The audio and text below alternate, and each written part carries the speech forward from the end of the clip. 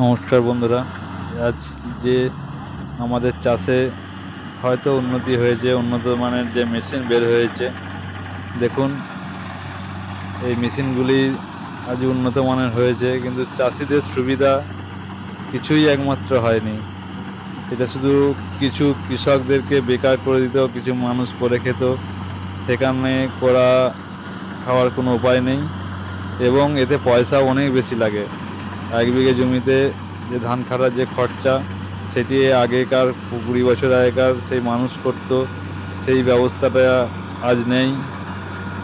আজ যে মেশিন মালিক তারই 2টো মেশিন হবে, কিন্তু চাষিদের এতেই খুব হ্যাবক পয়সা যায়। এবং এর থেকে আগে 20 বছর আগে যেটা ছিল, সেটা ছিল এই খড় খেয়েই গরু দুধ দিত, কিন্তু এই খড়গুলো কিছু ইউজ করা হয় না, এখন আগুন ধরিয়ে দেওয়া হয়। মেশিনের খড় যেমন এমনি নষ্ট হয়ে যায়, কিন্তু এই যে হাতে কাটা ধানের অনেক উপকারিতা আছে। হাতে কাটা খড় নষ্ট হয় না।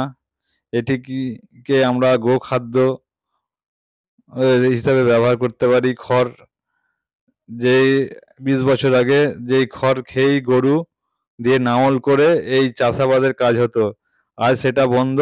কারো গরুও নাই, আর কেউ খড়ও ইউজ করে না।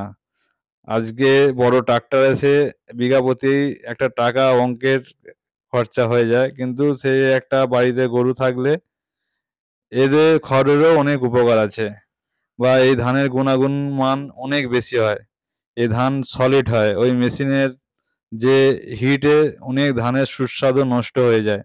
এই হাতে কাটা ধানের টেস্টই আলাদা। আমাদের গ্রামের দিকে থেকে না হলে বুঝতে পারবেন না যে হাতে কাটা ধানের কি টেস্ট। হাতে কাটা ধানের টেস্ট অনেক অনেক অনেক তফাৎ। এবং এতে এই খড়গুলি আমাদের গরু খেতেদের খাওয়ার কাজে লাগে। আমাদের ইউটিউব চ্যানেলটি যদি ভালো লাগে একটু সাবস্ক্রাইব করে দেবেন।